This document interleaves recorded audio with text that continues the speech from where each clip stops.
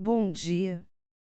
Depois de um susto que a equipe do eSocial nos pregou, liberando todos os esquemas da versão 2.4.01 beta com erros e tendo de corrigir todos eles um dia antes do início dos testes, vamos iniciar nosso workshop. Espero que todos tenham conseguido fazer o download dos programas do Academy.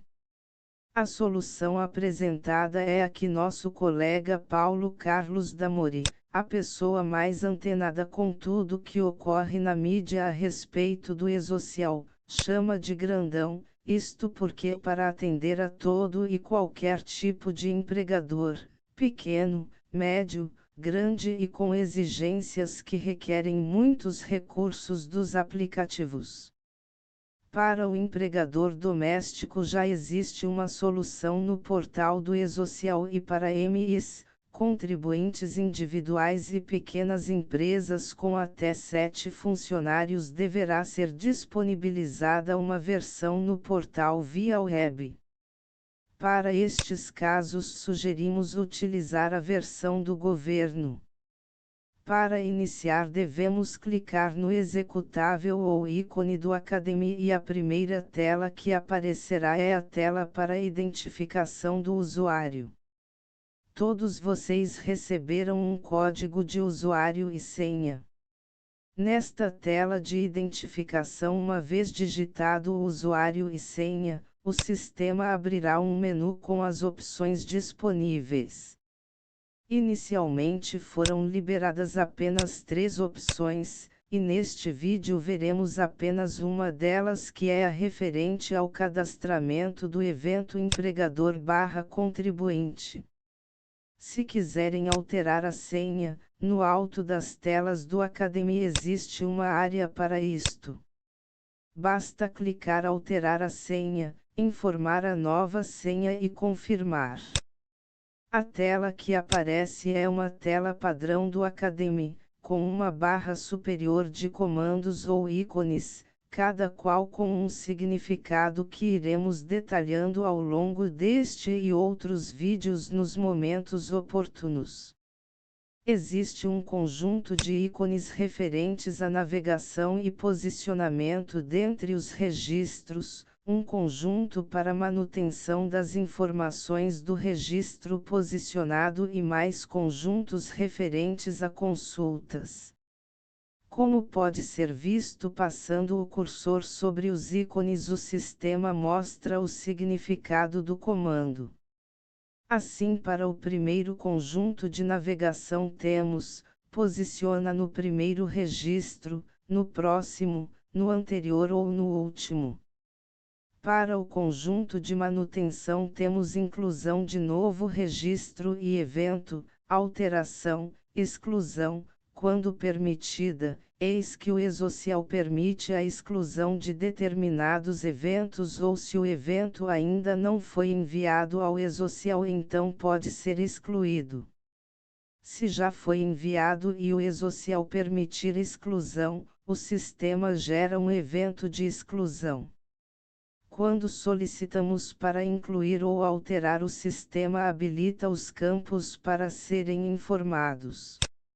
No final devemos confirmar a inclusão e ou alteração ou desfazer a atualização. Os comandos de consulta falaremos após incluir o empregador. Vamos então clicar no ícone de inclusão para cadastrar o contribuinte. Neste momento os campos que devem ser informados serão habilitados. Os campos com fundo rosa são campos obrigatórios ser informados, mas cuidado, o eSocial aproveita para num mesmo evento informar tipos diferentes e dependendo do tipo alguns campos passam a ser obrigatórios. Por exemplo, neste evento o empregador pode ser pessoa física ou jurídica. O eSocial sempre trabalha com 2 campos para identificar a inscrição do empregador, um campo de tipo normalmente CNPJ ou CPF e outro para informar o número da inscrição. Neste evento, quando se tratar de pessoa jurídica, deve ser informado apenas o código raiz do CNPJ, com 8 posições. Se for pessoa física, o campo natureza jurídica não é obrigatório, assim como o indicador de cooperativa e outros campos, mas o campo situação da PJ é obrigatório. Se ao contrário for uma pessoa jurídica, o campo situação da PF não é obrigatório, mas o campo situação da PJ é obrigatório. Importante observar também que o E-Social não aceita letras acentuadas ou C cedilha. Então devemos evitar acentuar os campos. Mas se acentuarmos, não deve existir problemas, porque o Academy procura converter todos os campos alfabéticos, substituindo as letras acentuadas por outras sem acento, ou alguma equivalente. Vejam ainda que ao passar o cursor sobre um determinado campo é mostrado um help sobre o campo, normalmente igual ao existente no manual de layouts, com algumas adaptações. Quando existir uma lupa, significa que clicando na mesma o sistema irá pesquisar em alguma tabela, como, por exemplo, a lupa da natureza jurídica. Clicando sobre ela, o sistema abrirá outra tela para pesquisar a tabela 21 Natureza Jurídica. Normalmente nestas telas de pesquisa existe uma barra superior onde podemos digitar uma palavra para o sistema pesquisar na tabela. Por exemplo, vamos digitar sociedade e dar Enter. O sistema posicionará na primeira linha da tabela que contenha a palavra sociedade. Dando outro Enter, o sistema posicionará na seguinte. Uma vez escolhida uma natureza jurídica, devemos posicionar o cursor sobre ela e confirmar a escolha. Imediatamente o campo será atualizado. Existem campos que o próprio manual do E-Social já define os seus valores possíveis e neste caso, o campo aparecerá como um combo box, que uma vez teclado serão mostrados os valores do campo. O E-Social procurou ser econômico nos valores transmitidos, então se a situação da PJ for normal, o E-Social quer receber o campo apenas como 0, mas o Academy mostra também o significado do campo. É claro que se pedirmos o XML do evento, neste campo aparecerá apenas 0. Existem também campos que devem ser enviados apenas como S ou N, significando sim ou não, e neste caso o campo aparecerá como um checkbox, para ser marcado. Na primeira aba temos dados gerais do empregador. Na aba seguinte, contato e isenção, como o nome diz, temos dados sobre isenções e contato. Existe um quadro para informações sobre isenções para contribuintes com classificação tributária igual a 80 e outro para contribuintes com classificação tributária igual a 60. Já os dados sobre o contato devem ser informados para qualquer tipo de empregador. Os campos nome do contato e CPF são obrigatórios. Já os campos telefone fixo ou celular não são obrigatórios, mas um ou outro é obrigatório ser informado. Existe um tamanho mínimo de dígitos de telefone que deve ser informado. Uma vez cadastrado os dados do contato, podemos passar para a aba seguinte. A aba seguinte é sobre as empresas de software que prestam serviço ou responsáveis pelo aplicativo que o contribuinte utiliza para atender o E-Social. Estas informações não são obrigatórias e não sabemos por que o E-Social solicita as mesmas. Por não serem obrigatórias, não vamos informá-las, mas caso alguém queira informar, após incluir o empregador, abra novamente para alteração e aparecerá uma linha em branco para cadastrar a empresa de software. Detalhes sobre atualizações tipo tabela veremos num dos próximos vídeos. A próxima aba é referente apenas aos órgãos públicos e a própria tela informa os casos em que as informações aplicam-se. Como para os órgãos públicos o e-social somente será obrigatório a partir de 2019, então não nos preocuparemos com as mesmas neste momento. A seguir temos a aba Procuradores. Por enquanto o e-social disse que será permitido informar as procurações, detalhando quem poderá interagir com o e-social e em quais tarefas. Mas nada foi definido ainda sobre como codificar e enviar estas informações. Por nossa conta já criamos um quadro de procuradores por contribuinte, mas como não tem como ser enviado ao e-social, não devemos nos preocupar com isto no momento.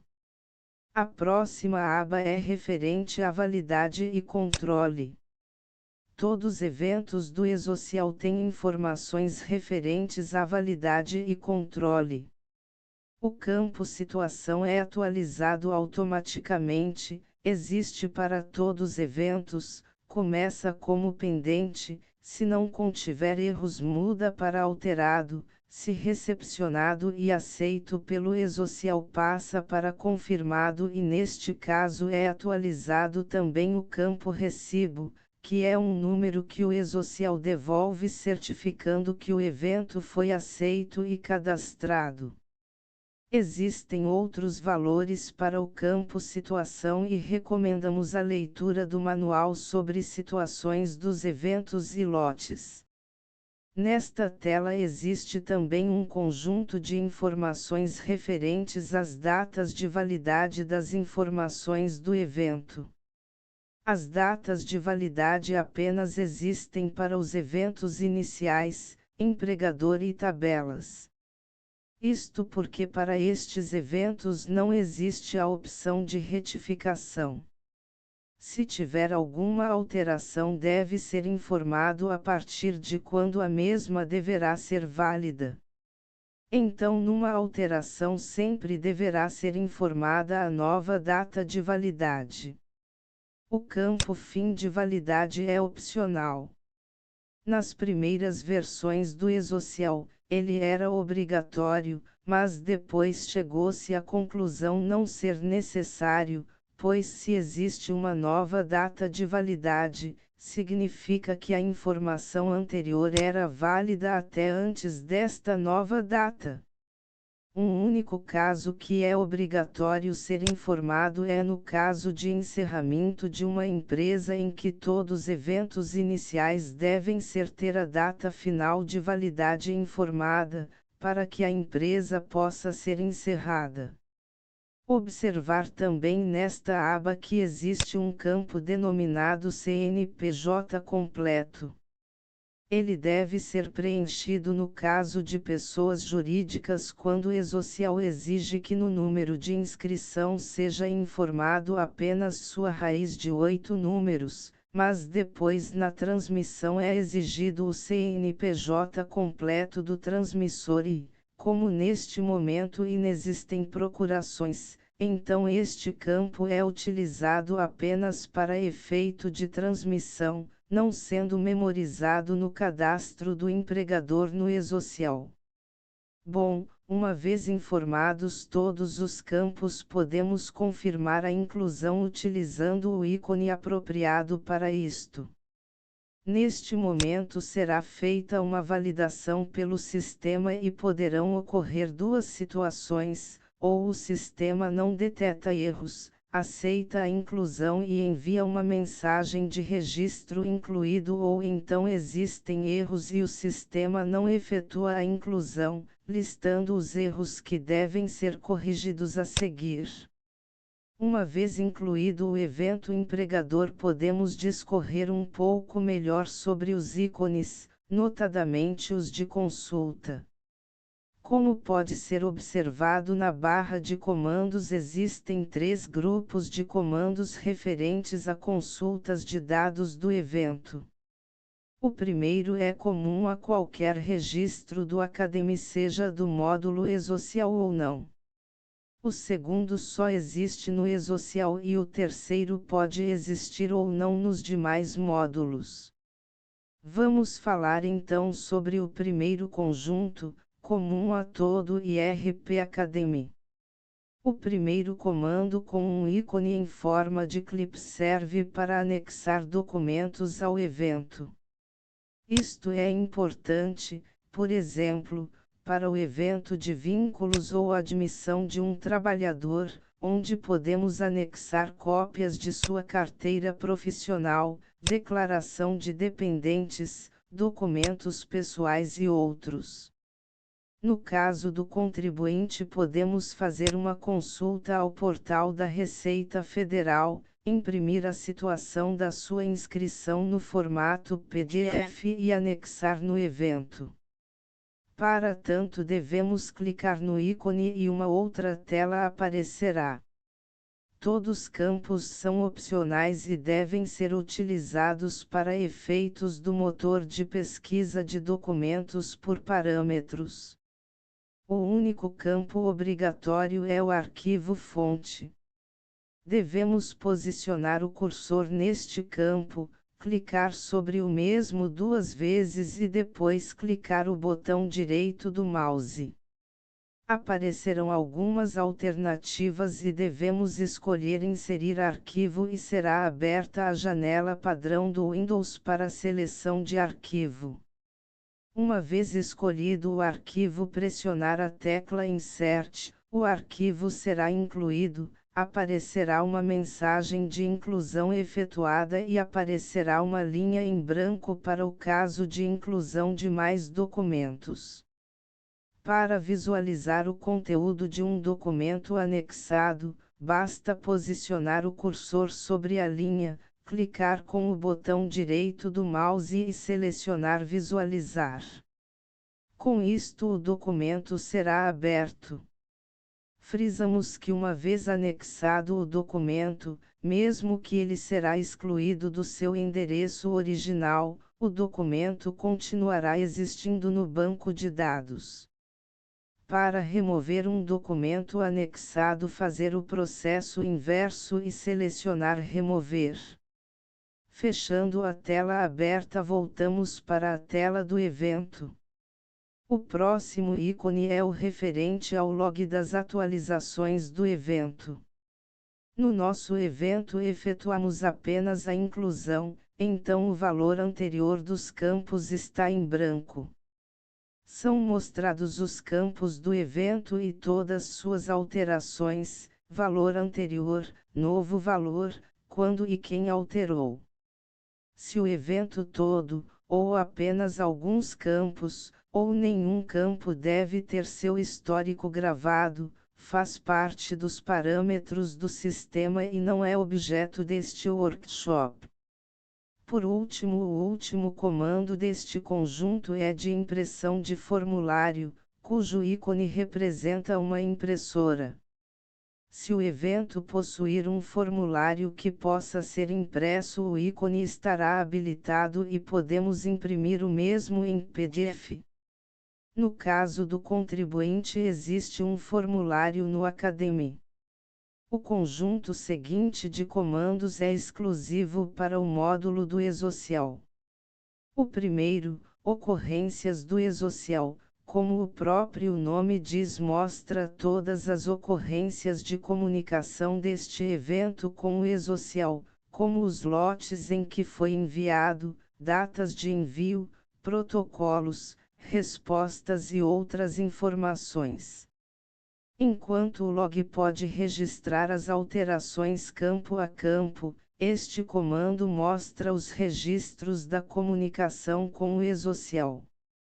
Neste momento, como o evento ainda não teve nenhuma comunicação com o eSocial, então não há nada para mostrar.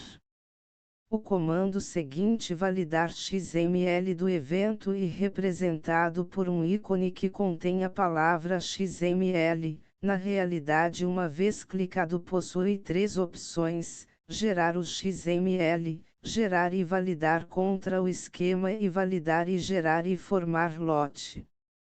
Para as duas últimas opções é necessário o certificado digital e veremos no próximo vídeo. Selecionando Gerar XML será aberta uma tela para indicar o diretório e nome do XML a ser gerado, gravado e mostrado. O sistema já possui um diretório denominado Enviados, mas o XML pode ser gravado em qualquer diretório e com qualquer nome, apesar do sistema também sugerir um nome. Vejam que no XML, que contém a informação a ser enviada ao eSocial, os campos aparecem apenas com seu código, sem o seu significado. Por fim, temos o último conjunto de comandos de consulta referente ao help ou ajuda do sistema. O primeiro, representado por um ponto de interrogação, é para consultar eventual manual criado pela nossa equipe. Neste momento, dado que o eSocial está sofrendo muitas alterações, pode ocorrer de o manual não estar atualizado com as últimas alterações das telas. É um problema que esperamos seja resolvido antes do início da obrigatoriedade do eSocial. O último comando representado pelo próprio ícone do eSocial, nada mais é que uma cópia do MUS Manual de Orientação do eSocial, na última versão publicada e na parte referente ao evento. Existe outro comando /ícone, utilizado no IRP, e que ainda não disponibilizamos, pois refere-se à lista de verificações e ações que devem ser tomadas com relação ao evento, mas é mais ligado à metodologia de implantação. Por exemplo, no evento de admissão pode existir uma série de verificações que devem ser cumpridas como, por exemplo, cópias de documentos, exame médico admissional e outras. Também podem existir ações a serem tomadas na forma 5W1H, o que, porquê, quem, onde, quando, como. Talvez mais à frente este comando também seja liberado, já com as listas de verificações e ações sugeridas.